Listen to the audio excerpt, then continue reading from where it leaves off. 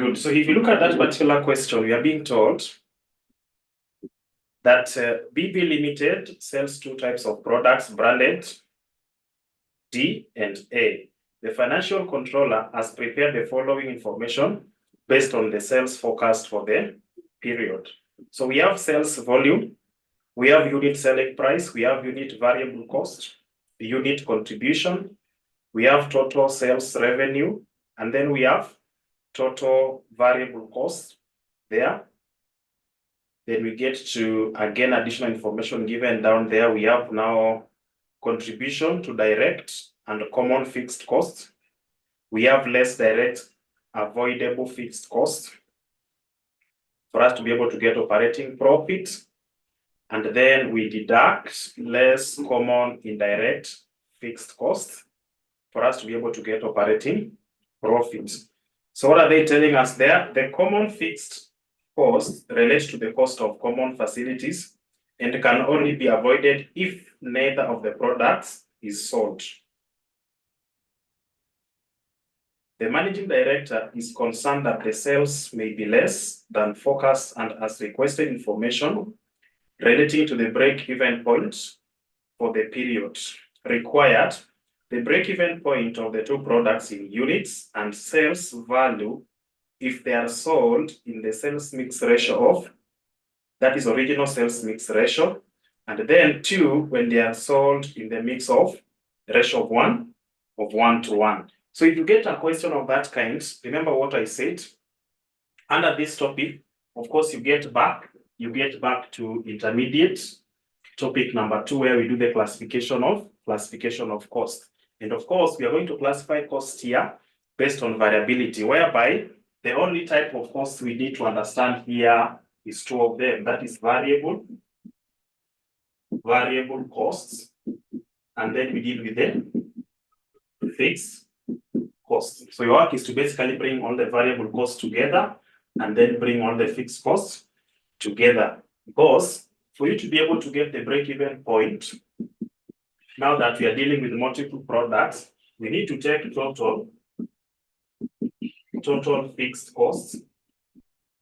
Then we divide that by the weighted average contribution margin. What did you say about weighted average contribution margin? Weighted average contribution margin should be equivalent to summation of alpha, which is sales mix ratio, multiplied by contribution margin of each product. So that's what we are going to do for the denominator here. So the question is, are we able to identify the total fixed cost? Are we able to identify the total variable cost per unit? And then from that point, we'll be able to get what is required. So that is what we did yesterday. That's the formula we are going to apply. And of course, this one here is the break-even point in units. And don't forget, that's the formula of multiple products. Now that we are dealing with 2 products, then basically this is the formula we are going to apply. So once you get the break-even point in units, then what are we going to do? We are going to use the sales mix ratio for us to be able to distribute the break-even point in units for each single product. How do we get now the break-even point in shillings for multiple products? How do we get the break-even point in shillings for multiple products? It's basically the share here by use of the sales mix ratio. You get the share of each individual product, and of course, you take the units multiplied by the selling price per unit. Once that is done, you will be able to arrive at what we call the break-even point in shillings for each product or for the entire company dealing with those multiple products. So if you look at our question there, are we able to identify the 2 classifications of costs? Are we able to identify the 2 classifications of costs? So let's see if you're able to do that. Let's see if you're able to do that. So you're going to have the fixed cost here.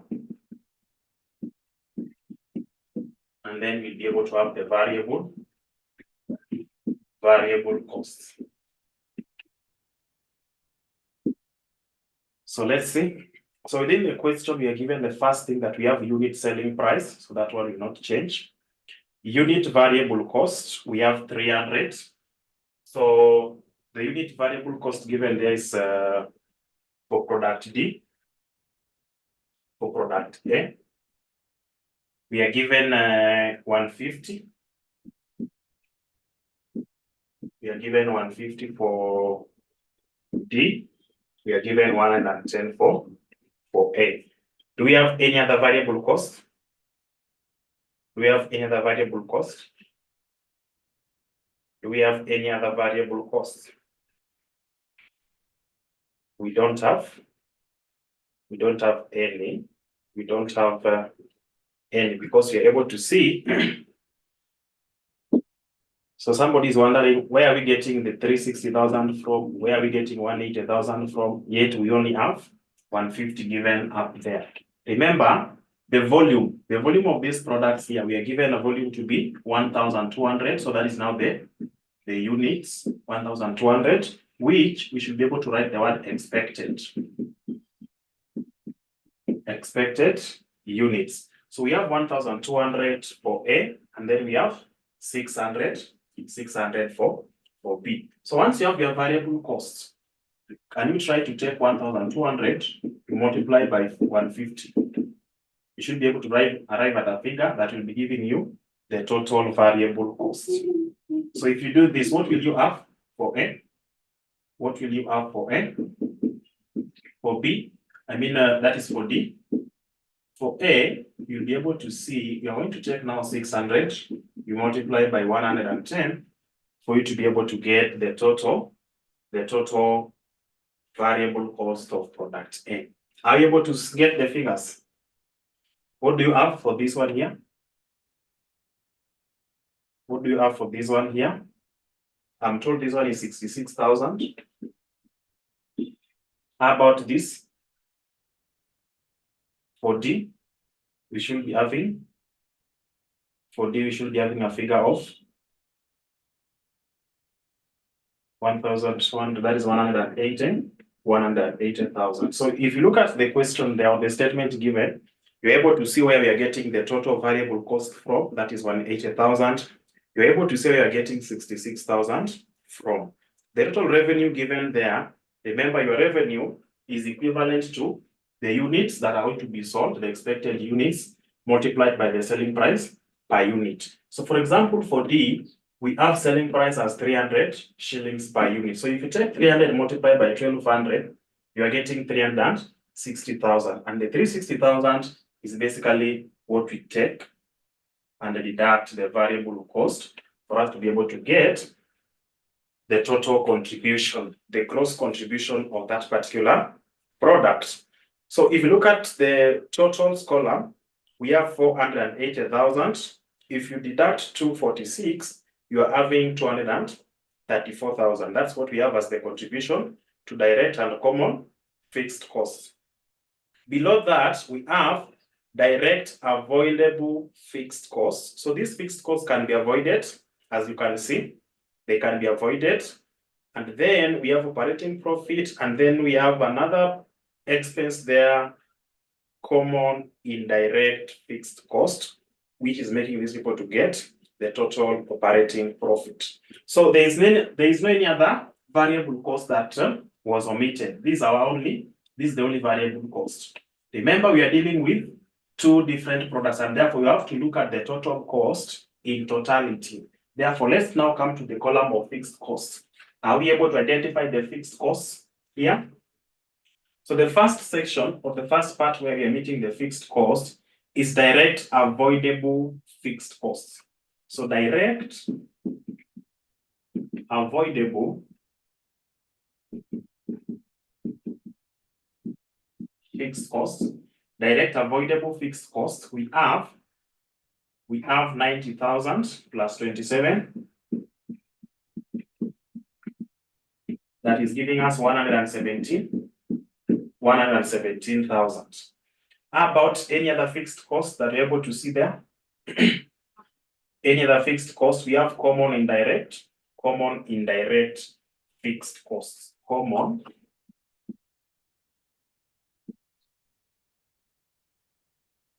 indirect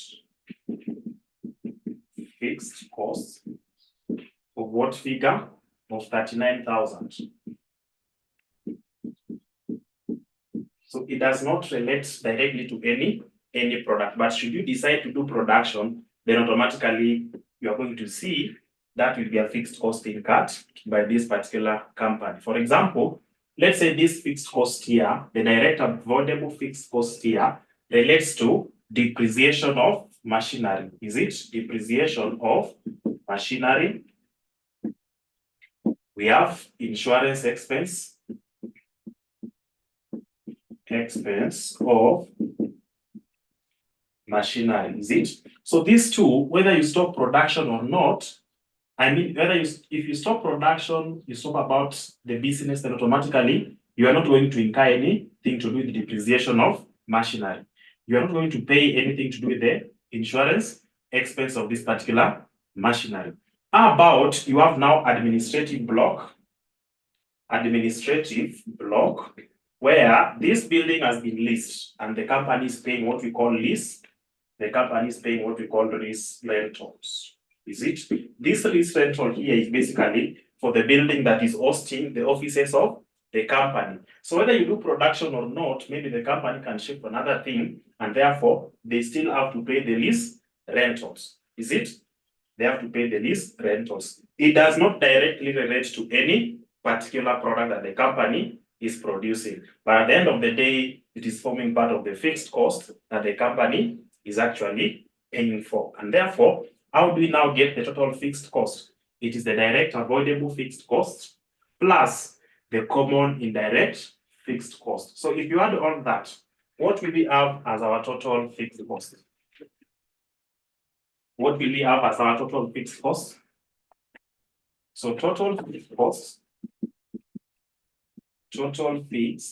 cost will be equivalent to 117,000 plus 39,000. What are you getting? 156,000. 156,000. So that's the total fixed cost which we are required to actually have there. So it means once you have the total fixed cost, we have the variable cost, we have the selling price per unit, we can basically go ahead and get our break-even point. We can go ahead and calculate our break-even point for the multiple products. So we are going to have product D. We are going to have product A. Then we have selling price, which is 300, which is 200. Then we have variable cost. We have variable cost given there as 150. And then we have 110. Our contribution, so contribution margin, of course, you less. For you to be able to get contribution margin 150, and then we have 90. Good. So we are lacking something here for us to be able to get the weighted average contribution margin. What is it? We are basically lacking here a sales mix ratio, which we are calling alpha. So the sales mix ratio here basically relates to the proportion of each particular product within the mix. That is, product D, the company is proposing or is supposed to sell 1,200. For product A, the company has projected sale of 600 units. Total number of units that we are going to sell here, total number of units, if you come to the total column, what are we having? 1,200 plus 600 is giving us 1,800, is it? 1,800. So, of the total, D is having 1,200. Of the total, A is having 600. So what is the proportion? of the total that each product will be taking. What is the proportion here? What is the proportion here? Yes, at least 4 decimal places. 0.6667. How about this other one? The difference between that and 1? 0.0333. So that is the sales mix ratio that you're talking about here. Okay, alpha 0.667, 0.3333. Good. Once you have your sales mix ratio, then you should be able to give us now the average contribution margin. So average or alpha multiplied by contribution margin, alpha multiplied by contribution margin. So when you take alpha, you multiply by contribution margin. What are you getting here? The first one, 150 by this. 150 by this should give us a figure. So we are getting 100. If you did not round off, I think you should be getting a whole figure, which is 100, right? Good. How about this other side? If you take 0.33 by 90, what will you have? We'll be having 30 without those decimals, I think so. We'll be having 30. So that's 100. And so can you now go ahead and give us, remember we are required to get the summation of alpha multiplied by contribution margin, which will now give us what we call weighted average contribution margin. So go ahead and give us that. The summation of 100 plus 30 is equal to 130. So that is our weighted average contribution margin. The total fixed costs, we already have them. The total fixed costs, we already have them somewhere here, which was 156,000. So our break-even point in units will be equivalent to total fixed cost, which is a total fixed cost over weighted average contribution margin. So total fixed cost, we had 156,000, and we divide by weighted average contribution margin, which is 130. So if that is done, what is our break-even point in units? What is our break-even point in units? 1,200. 1,200. So you want to now distribute this 1,200 to the individual products. So what number from this 1,200 will we give to D? What number from the 1,200 will we give to D? D will have the sales mix ratio, that is 0.6667. D will be taking that, and of course A will be taking 0.3333 multiplied by the same amount. So what are we going to have here? What are we going to have there as the share?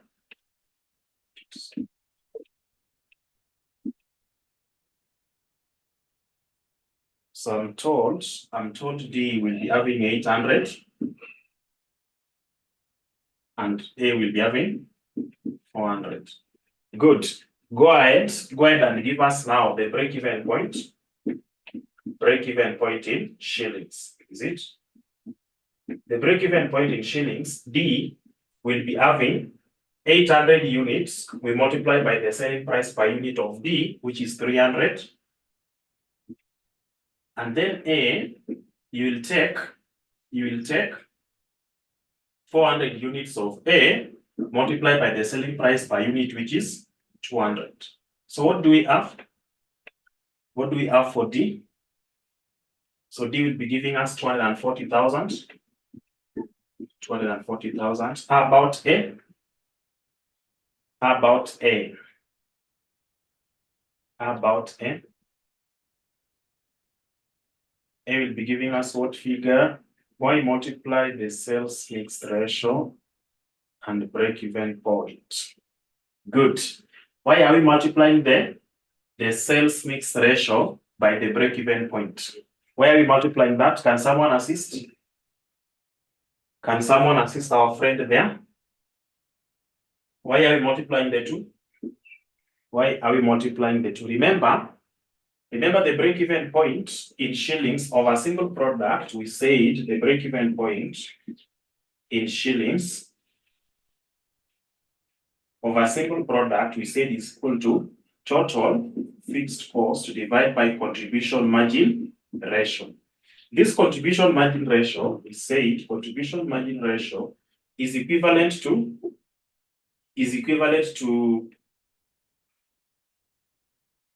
contribution margin divided by selling price per unit. Is it? That's what we said is the contribution margin ratio. Now, look at the contribution margin here, which we are getting. So my question is, are you going to take the contribution margin of product D, which is 150, or of product A, which is 90? Are you able to see that? We cannot take one. We cannot take the two of them. Is it? We cannot get the summation of the two. But what are we going to do? That's why you're going to look at, of this contribution margin, what is the proportion? You can get that this one here is only having 100 products. This one here is having even 500 products. But then if you look at the contribution, it's again very low. So the question is, are we able? That's why we are going ahead and getting the average.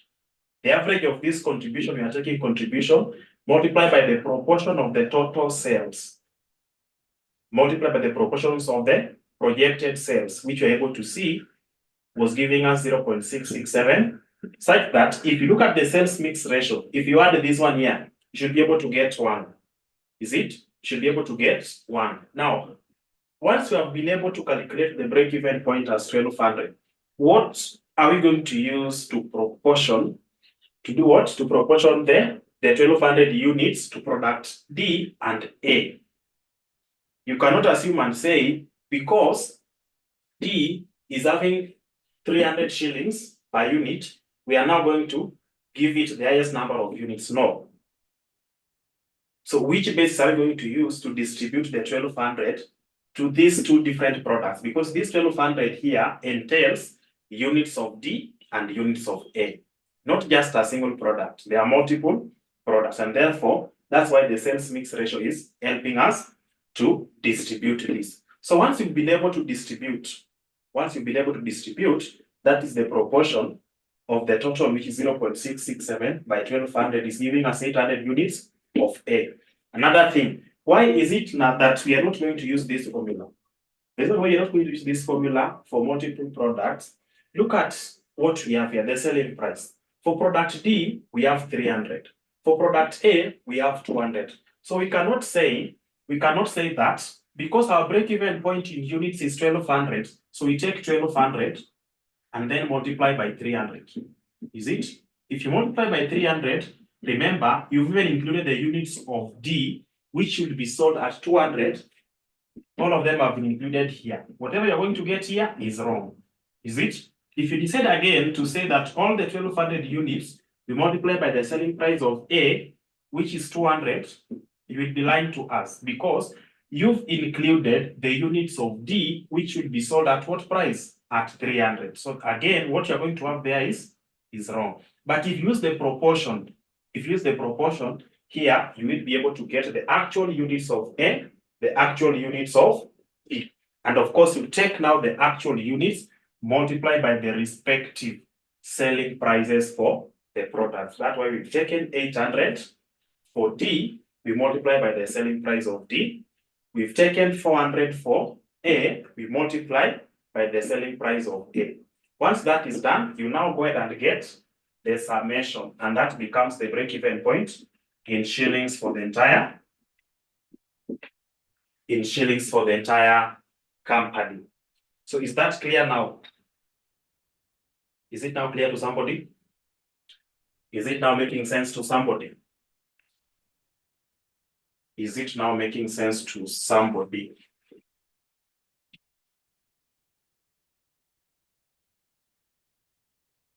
Good. So I believe your question is answered. Now, Somebody want to prove whether what you are having here is correct. Are you able to prove and confirm that at this particular point of operation, you are not going to make any loss, you are not going to make any profit? Yes, we can prove that. So let's just come here. Let's just come here, then we prove that together. So once you have the contribution margin, you can go ahead and give us now the units. So yeah, basically, we want to prove whether what you're having here is correct. So the units, the actual units for D will be 800. The actual units for A will be 400. So why can't you go ahead and give me total contribution? So total contribution, we have 150 by 800. What are you getting? 150 by 800. 150 by 800. What are you getting?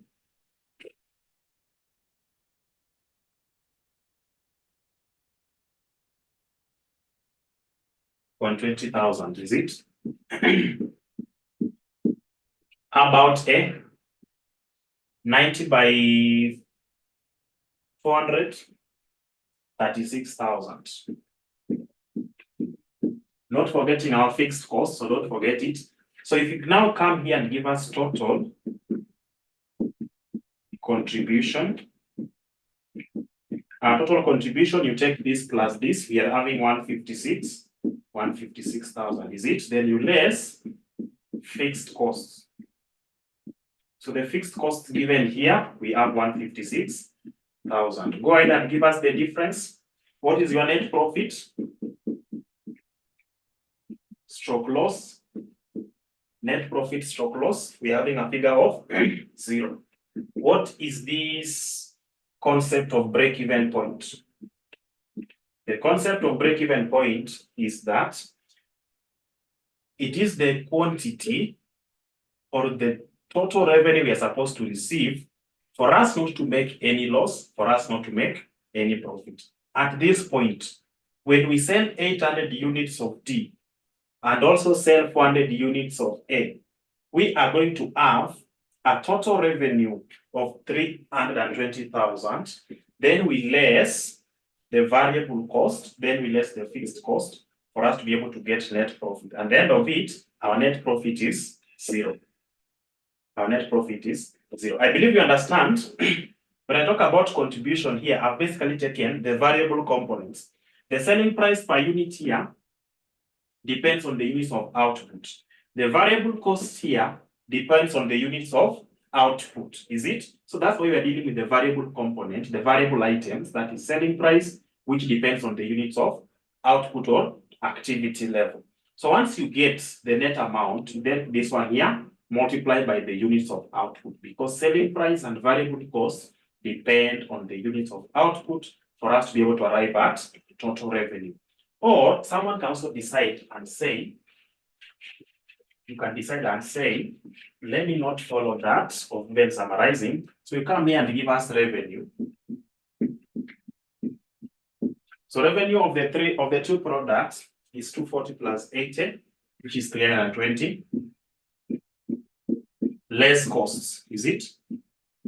So the cost here we have variable costs. How do we get the total variable cost? It is 150. We multiply by 800 plus 110. We multiply by 400. If this is worked out, what are you getting? So that I get my contribution.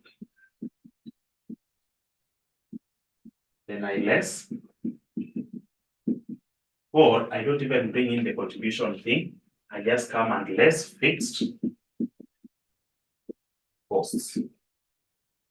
So I'm told this one here will give me 164,000. And of course, fixed costs, we add 156,000. So if you deduct these costs, so less costs, what will you have as your net profit?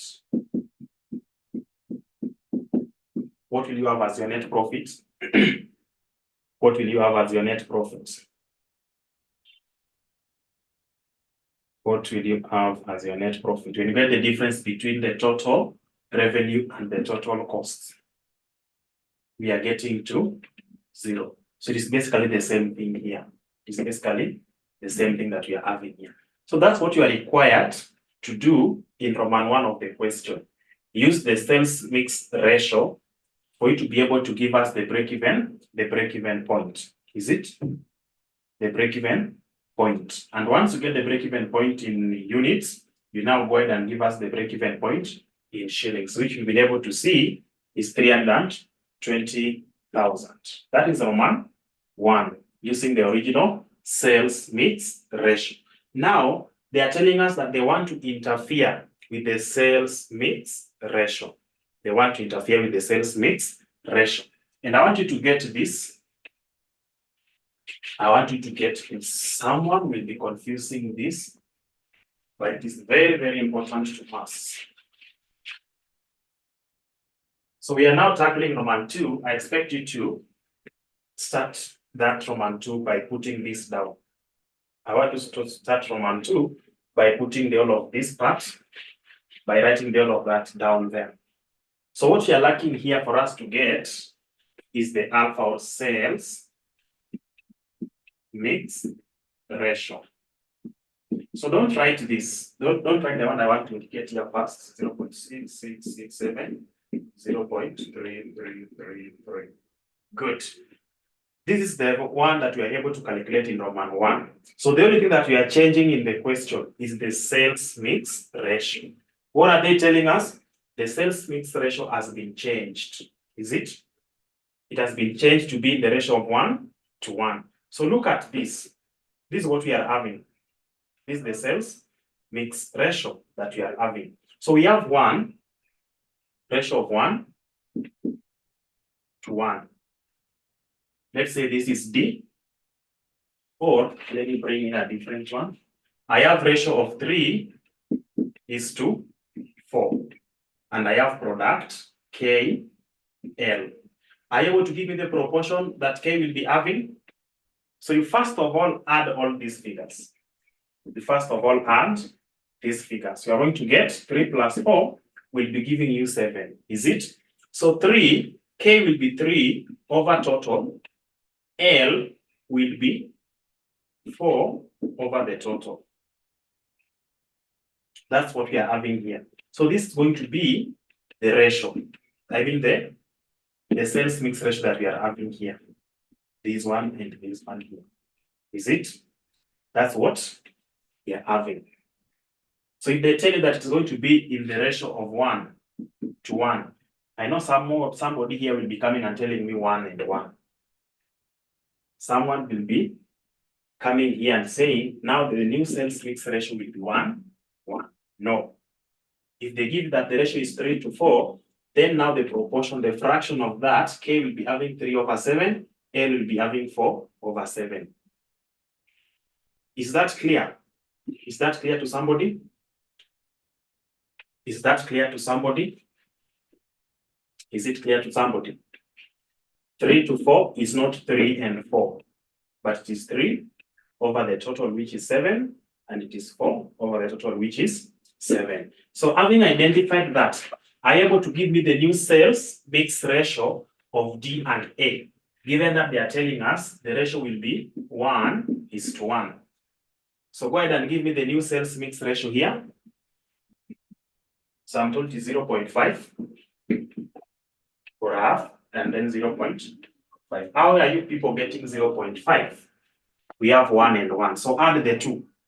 We are going to have, so we have 1 over the total. We have 1 over the total. So this is what we are going to have. D will be having half, which is the same as 0.5. A will be having half, which is the same as 0.5. Is it? Yeah. So once that is done, please go ahead and give me now the sales mix ratio multiplied by contribution margin. When you take 0.5 by 150, what are you getting here? 0.5 by 150, what are you getting?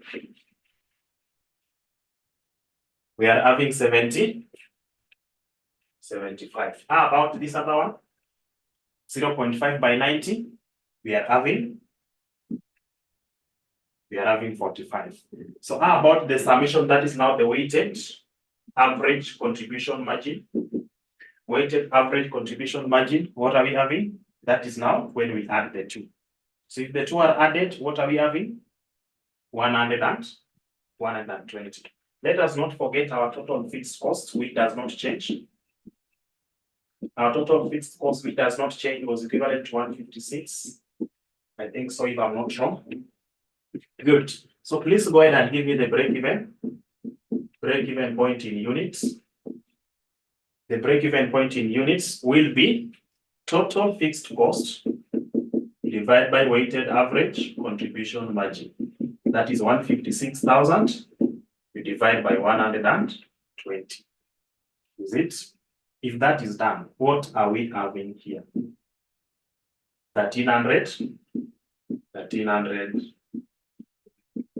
units. That is the break-even point in units. Please go ahead and give me the proportion that D will be having of this 1300 that A will be having of the 1300. Is the sales mix ratio multiplied by what's supposed to be shared.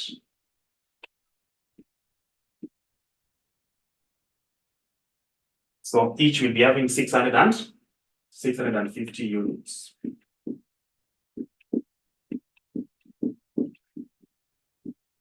Let's go ahead and get the break-even point now in shillings. So the break-even point in shillings, we are going to have D having 650 units multiplied by the selling price per unit. You're going to have A having 650 multiplied by selling price per unit. Please go ahead and give me the amounts for D. So D, I'm told, is equivalent to 195,000. A will be equivalent to what figure? 130,000. So there are some key items that they're going to ask you. Remember, the original sales mix ratio was interfered with, whereby D was giving us 800 units, A was giving us 400 units. If that sales mix ratio was maintained, then we add to sell only 1,200 units for us to break even. If we interfere with this and produce the same number of units for a maximum of 1,300, we have to produce that 1,300 for us again to break even. Is it? So something is happening. Here we have to increase the units from 1,200 to 1,300 for us to break even. Now, what are some of the implications of increasing the quantity from 1,200 to 1,300? One, you look at the demand. If you produce all these products in the same quantity, is the demand of the two products the same? Is it? In the production of this particular product, of course, maybe the raw material is the same, that's what they're sharing. Now, another thing, is the company having the capacity to increase the units by additional 100? That's what you need to look at. Capacity in terms of resources and also then the storage space. Now, if we add all this, what are we getting?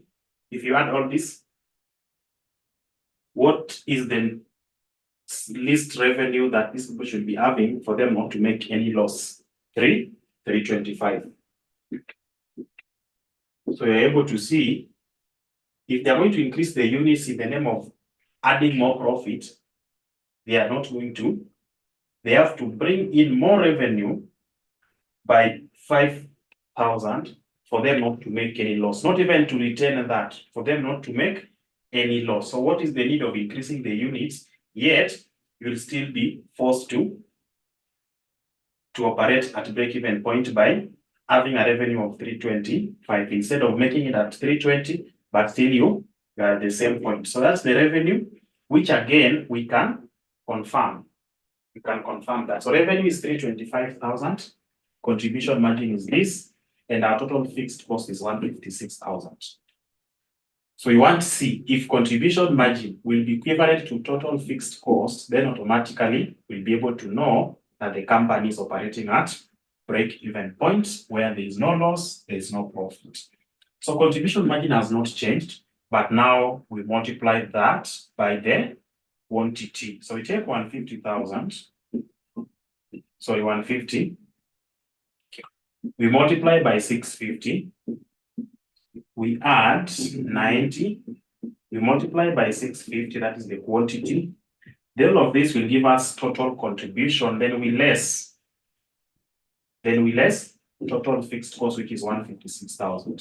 If that is done, you should be getting 0. If you don't get 0, please let me know. If you deal with this one here in this manner, you should be getting 0. Is that the case? Is that the case? Good. So Emmanuel is confirming that if this is worked out, you're basically getting to 0. And what does that mean? You don't have any loss, you don't have any profits. What are we referring to? The break-even point. So as per the question given there, you are required to give us break-even point in units and even distribute it if possible, because upon distributing it, you will be able to proceed with the other part, which is break-even point in shillings. So is that concept now clear to all of us? Is that concept now clear to all of us? Before we look at another one, is the concept now clear to all of us?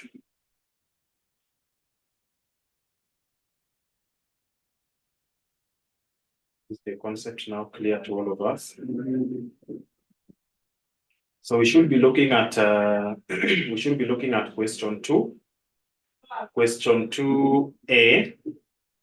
But the question 2A given there is now talking about the limiting factor. The limiting factor and throughput accounting. So throughput accounting, the difference between throughput accounting and limiting factor is very, very simple, which of course we are going to do it again extensively under inventory management. Under inventory management, when you talk about throughput,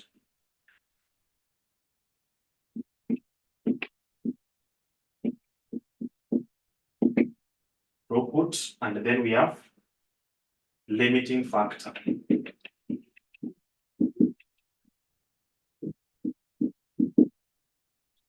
So this variable cost, of course, they have been combined.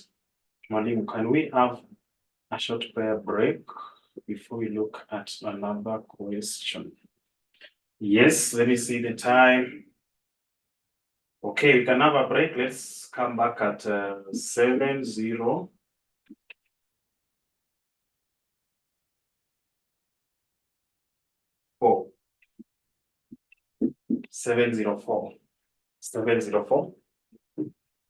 Let's come back at 7:04.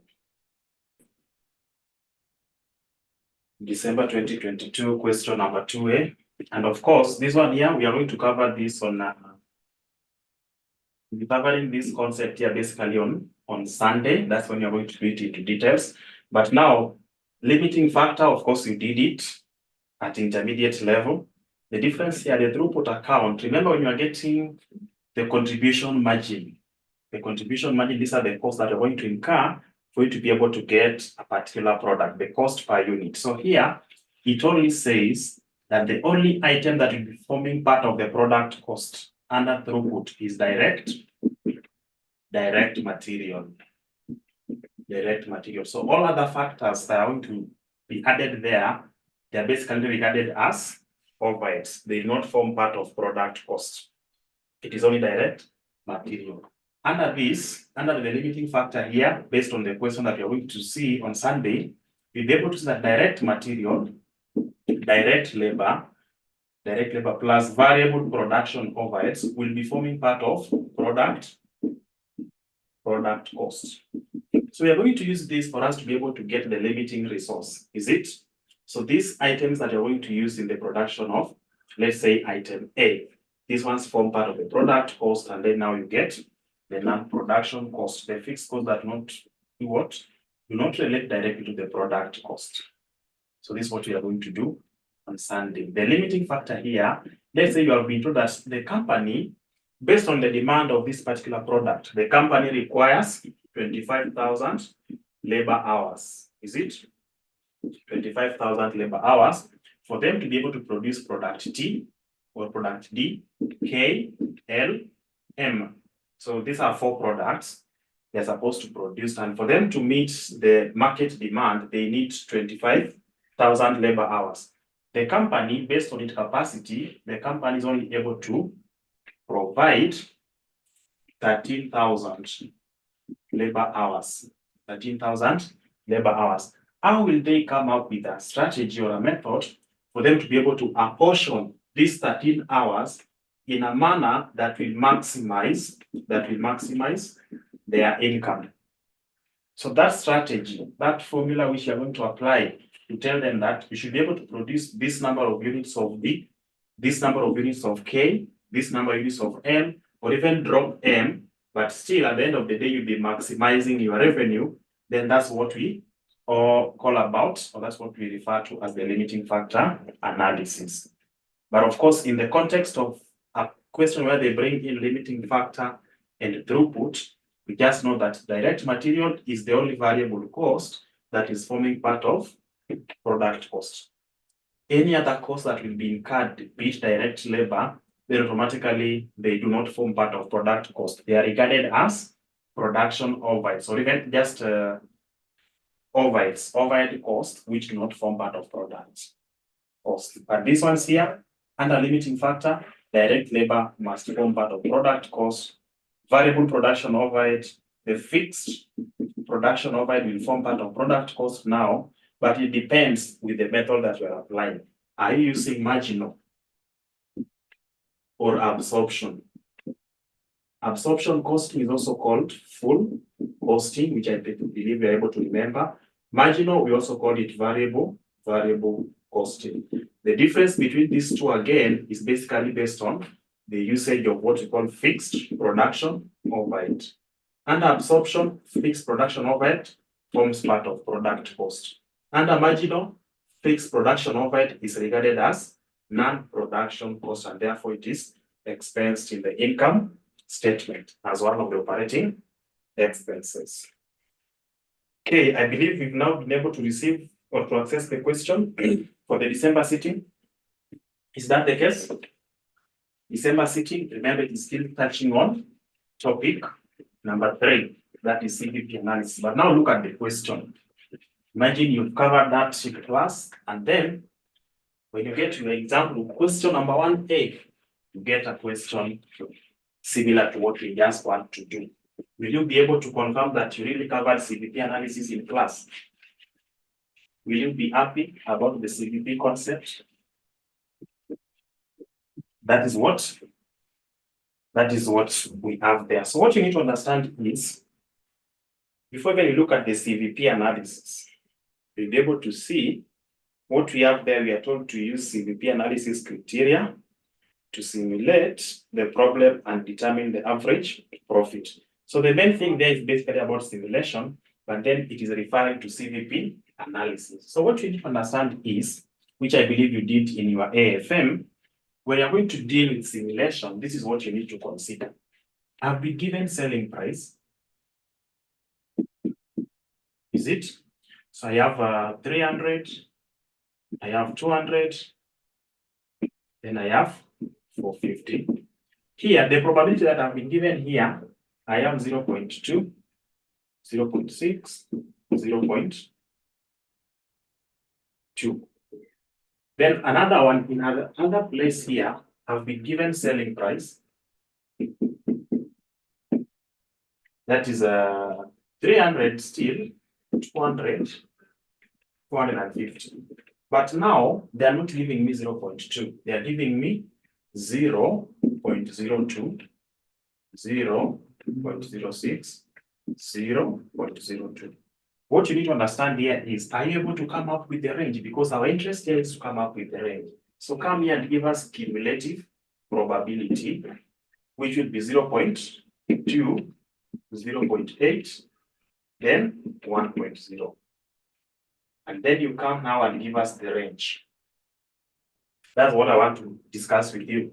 Once that is done, you'll be able to understand it. So cumulative probability, we have 0.02, 0.08, and then 1.00. Then you come to the range. I believe you're able to see that. So for the range here, look at what we are having, and I want you to tell me the pattern.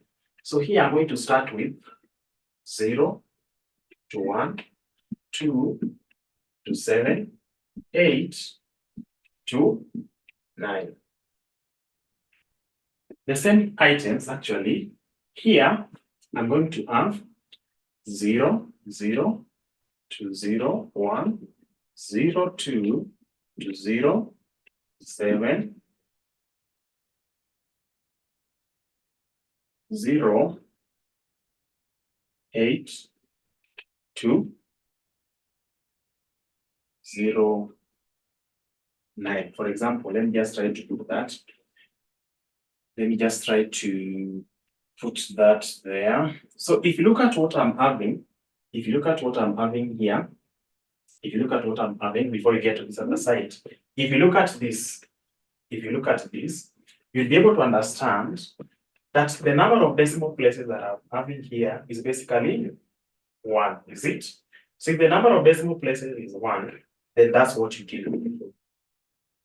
That's what you deal with here. You have to maintain the number of decimal places. If I have 2 decimal places, then look at how I'm changing this. Look at how this is being changed. So of course, this is just something that has been brought because we are touching on CVP analysis and we are covering CVP analysis. That's why I had to bring it here. But if you go to topic where you're going to do inventory, then you're going to do this extensively. You'll be given the lead time, you'll be given the number of orders, and then of course, with the different decimal places for you to be able to come out with the range. In this particular question for the December sitting, they tested the same under simulation, but because they are touching on CVP, we have to do it as early as in this topic number 3. So look at what we have there. When dealing with the CVP analysis, they have mentioned CVP. So someone is still wondering, how is this question related to CVP? Was it an error? No, the error was not there. So let's look at December 2, question number 1. Is it number 1? Do you know number 1 be? Let's see. Question number 2A.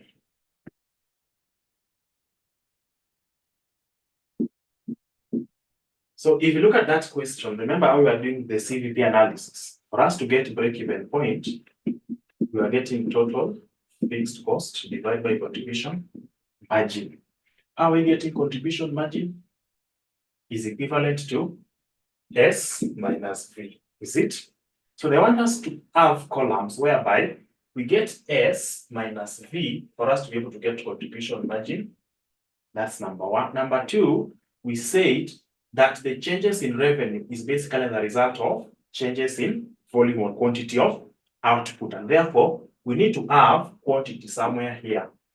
Is it for us to be able to get now total net contribution?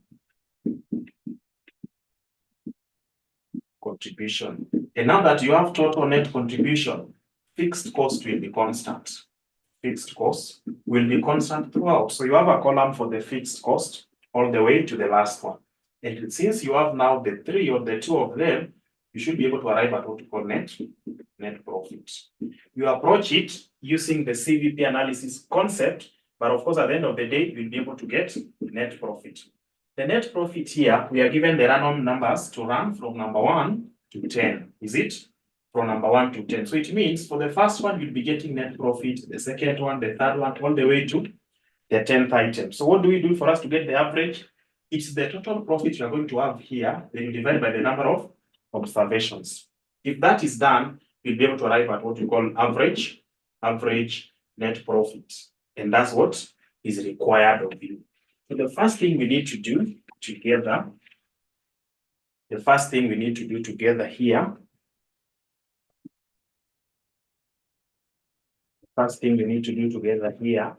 is basically looking at the range. So the first item, the items given to us, we have selling price. So I have selling price that I'm going to indicate somewhere here. Selling price. I believe you're able to see that. Just actually there's enough space. So we have selling. We have selling price, then we have probability, cumulative probability, then we get range. Is it? So we are going to have 400 for 5,500. 400 for 50, 500. Then we have just a minute. So we have sorry for that. So the probabilities here, we have 0.3, we have 0.5, we have 0.2. Is it? What about cumulative probability? So here is basically cumulative probability. So cumulative probability, we are going to have 0.3, we have 0.8, we have 1.0. Is it? How about the range? We start with 0 all the way to the number before this, which is 2. We start now from 3 to 7, and then we start from 8 to a number before that, which is 9. Is it? Once that is done, we now go to the next item, which is variable cost. Variable cost. Variable cost, we have 200. We have 250. We have 300. Is it? Then probability, we have 0.1. We have 0.6. We have 0.3. How about cumulative probability? Cumulative will be 0.1, 0.7, 1.0. So you can see the number of decimal places 1. And therefore, if you now come to the range, here, you will be able to give me, that is starting from 0. And of course, the number before this is 0. Then we come to 1 to 6, 7, 9. Is it? Then you move to the last one, which I'm able to see annual sales volume. So we have quantity or volume. So you can talk about volume. You'll be having probability, cumulative, probability, and of course we have range. So once that is done, we are going to have 40,000. We are going to have 50,000. And then we have 60,000. For that, probability is 0.4, 0.5, 0.1. So we have 0.4 the cumulative, 0.9, and then 1.0. So we have 0 to 3, we have 4 to 8, and then we have 9 to what figure? Somebody? It looks like the simulation worksheet in FM. Yes, the same thing actually. So what will you have here? Let me see. You must take a number before this, but now this one is there, the ending number. So we have this. So what will we have? What will we have here? Somebody 9 to 9, is it? 9 to 9. So that's what we need to take care of there. That's what we need to take care of. So this will be your reference point. Anytime you want to write down the selling price, then you have to go to this table and tell us which number you're going to pick, depending on the random numbers given there. So if you look at our table there, we are being told that Lengo Limited is considering marketing a new product. The fixed cost of this product will amount to 5 million. So we already have fixed cost somewhere here, which will be constant throughout. Then we are being told there are 3 uncertain factors, namely selling price, variable cost, and annual sales volume. So these things here, they are not sure. That's why we are given the probability. And therefore, The random numbers we are going to have will enable us to identify the specific item to pick. What is it? After variable. After variable cost, we have probability, cumulative probability, then range. Then this one here is volume. This one is volume. Or you can indicate the word quantity. It is basically what we have in the last column, annual sales volume, which are given in units. So can give us the quantity, whichever, but basically referring to the units. Then we are being told that the product has a life cycle of only 1 year, and the various possible levels of these factors together with estimated probabilities are given below. Additional information: assume that the 3 factors are statistically independent, so they don't depend on each other. And that's why we are given the different random numbers. The company uses CVP analysis to make a decision. The following random numbers are provided. Required: using CVP analysis criteria, simulate the problem and determine the average profits. Is it? So are we able to do that? You first of all come here and give us the random numbers here. So we have number 1 to 10. So we have random numbers for the selling price. Is it? So we have RN. And of course, we have selling price.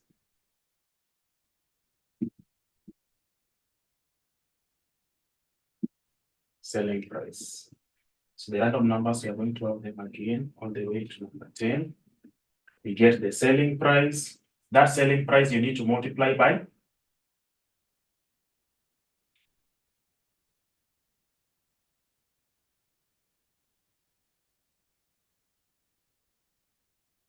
So this selling price you need to multiply, or you need to deduct the variable cost here for you to be able to get contribution margin. So variable cost again is a changing item. So I need to come here and bring in the random numbers for the variable cost for me to be able to get the variable cost. Is it?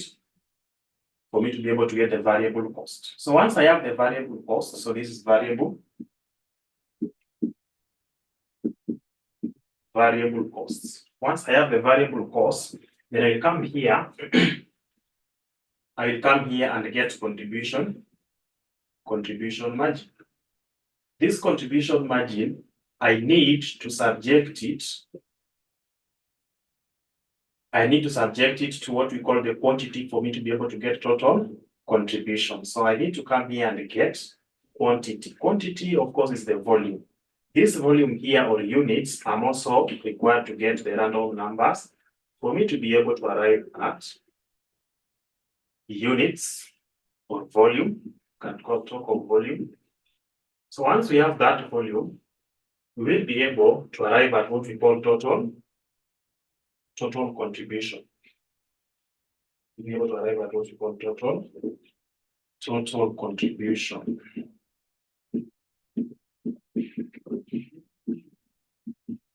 Total contribution margin. So once you have the total contribution margin, you will be able to take us now to total fixed costs. Total fixed costs, which will now lead us to the point of getting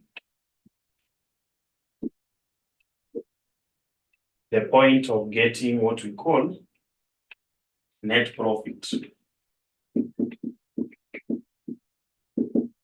which will lead us to the point of getting net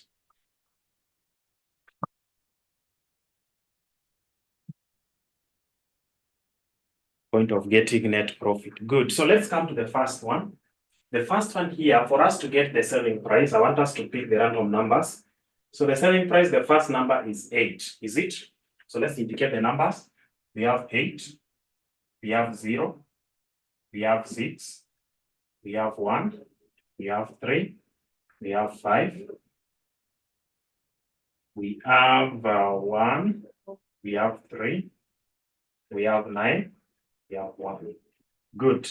So you come here and tell us where this random number is falling. What are we looking for? Selling price. Within this range, where will we get 8? Where will we get 8? In the last row, is it? corresponding to which number? 500. So the selling price here will be 500.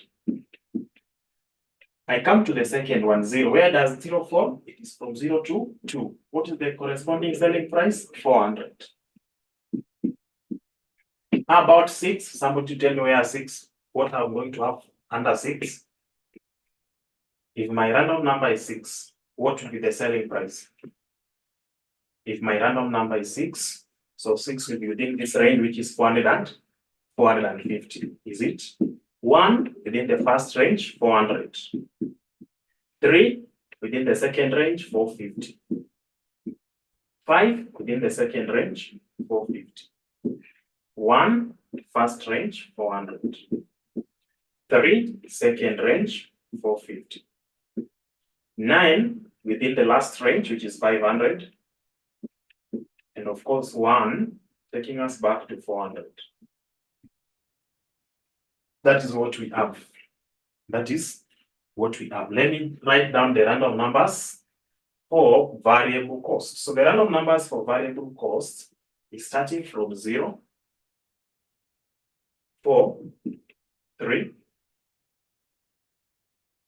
4, 6, 7, 2, 8, 5, 9. Good. So what do we have? The first one, under variable cost, we now come to this table of variable cost. Where do we get 0? 0 is falling within the first range. So what will be the variable cost? Our variable cost will be 200, is it? How about 4? How about 4? How about 4? Under variable cost for 4, is it the first range or the second range? It will be within the second range, and therefore it corresponds to 250. Then we get 3. Where do we get 3? 3 within the second range again, 250. 4 within the second range, 250. 6 within the second range, 250. 7 third range, 300. 2 second range, 250. 8 300. 5 250. 9 300. That is what we have, is it? So before we move to the volume, I want us to get contribution margin together. How do we get contribution margin? Contribution margin is equivalent to selling price per unit minus variable cost per unit. So what is the contribution margin for the first random number, the first row here? What is our contribution margin? That is 500 minus 1. So we have 300, is it? How about the second one? 400 minus 250, 150. The third one, 450 minus 200, 200. Is it? Minus 250 will be 200. 400 minus 250, the same thing, 150. 450 minus 250, I think I have the same thing here, so it will be 200. 450 minus 300. 450 minus 300, that is 150, is it? 400 minus 250, that's 150. 450 minus 300, that is 150. 500 minus 250, that is 250. 400 minus 300, that is 100. Is it? That is 100. Good. Let's go to the random numbers for the volume or quantity. So the random numbers for volume or quantity will be 6, 3, 9, 4, 0, 9, 7, 6, 8, 5. Good. So let's look at the volume or quantity. So we now come to this part here and look for the volume. So the first one, we have 6. Where do we get 6? 6 is falling within this particular range. So our quantity will be 50,000, is it? 3, where does 3 fall? The first one, 40,000. Where does 9 fall? The last one, 60,000. Is it? Where do we get 4? Second one. Where do we get 0? The first part here. So that is 40,000. Where do we get 9? The last one here, 60,000. So I believe we are following that. The speed is okay. Here 4, we are going to have 7 within that range, 50,000. Then number 6, that is when we have 6 within this range, 50,000. 8, the same range. 5, the same range. 5, the same range. Good. So once that is done, we should be able now to get total contribution. So how can we get total contribution? We take contribution margin per unit multiplied by the unit or volume. So this one here, just know it is quantity. So contribution margin per unit multiplied by volume, what will we have? The first one, 300 by 50, 300 by 50, 15 million or 1.5. Somebody to confirm. What will we have there? 15 million, is it? So we have 15. We have 15 million here. That is the first one, 15 million. The second one, 250 by 40,000. What will we have? 250 by 40,000. 250 by 40,000. 250 by 40,000. What will we have? 250 by 40,000. What will we have? 10 million. Somebody's talking about 6. 250 by 40, 10 million. How about 250 by 60 million, by 60,000?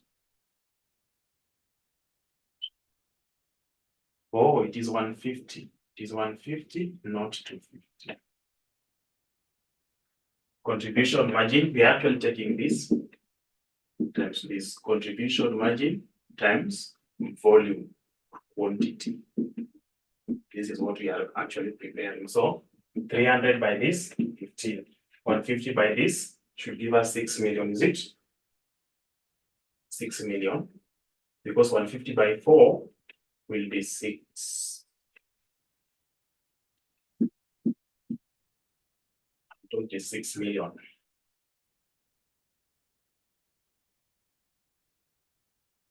$600. Good. How about the other one? 200 by 60. Is it 1.2? Is it 1.2 or 12 million? 12 million. Good. This one here, 150 by 50. Is it 7.5? Then we have 200 by 40. Is it 8 million? Yes. We have 300 by 60. 300 by 60. Is it 18 million or 9?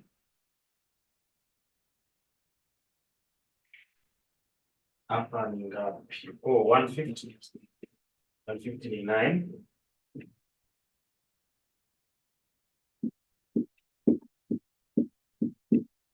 $150 by 50. 50 by 50, I can see the same thing here. 150 by 50. 150 by 50, the same thing up here.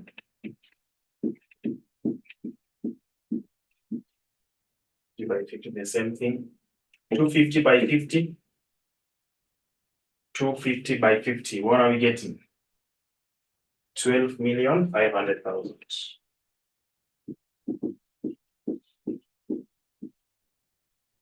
And the last one, 100 by 50,000.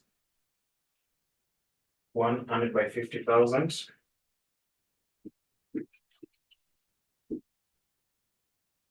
100 by 50,000. That is 5 million, is it? Good. So can someone go ahead to the question and tell me the fixed cost? What was the total fixed cost? Total fixed cost, what were we having? What was the total fixed cost? Total fixed cost. What were they telling us about the total fixed cost? That the fixed cost of this product will amount to 5 million. Is it? So come down here and write 5 million all the way to the last part.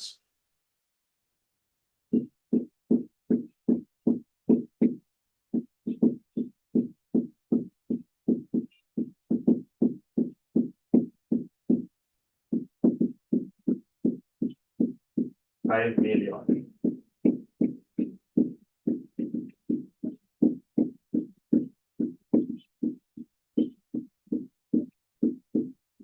$5 million.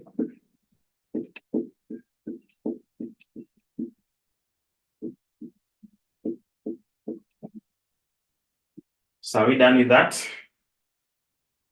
Have we been able to do that so that we get to the last part? Are you done with the section of putting in the total fixed cost? Good. You have total contribution, you have total fixed cost. What else can stop you from getting the net profit? Nothing. So let's get the net profit here. So I'm having 10 million.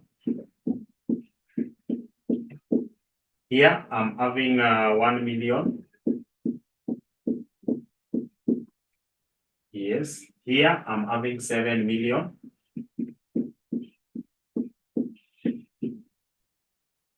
Having 7 million. Here I'm having 2,500,000. Here we have 3 million. Here we have 4 million. Here we have 2.5. Here we have 2.5. Here we have 7,500,000. Is it?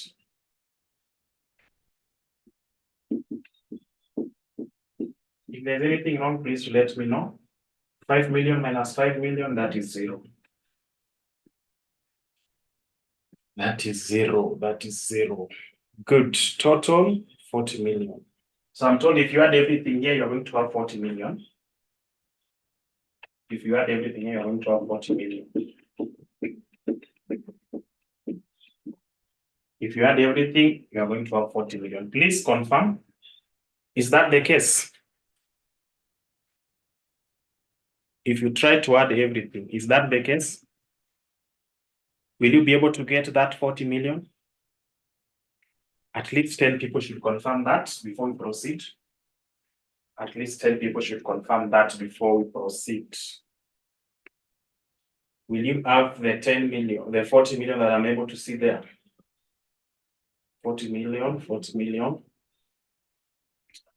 40 million, good. So that's what you're required to do. Once you get the total, how do you get the average?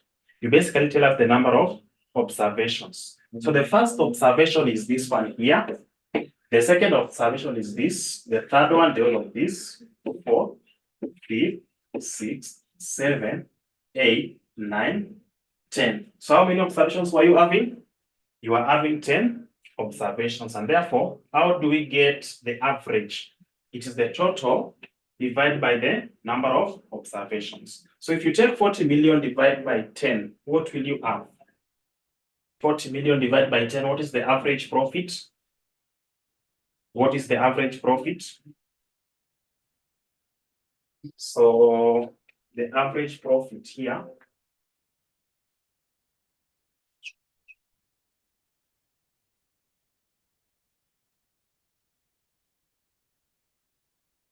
average profit will be equivalent to total profit divided by number of observations. 40 million divided by 10, which will give us 4 million. So that's what you are required to do. That is what you are required to do in this particular question. That's what you are required to do in this particular question. So is the concept now clear? Is the concept now clear to all of us?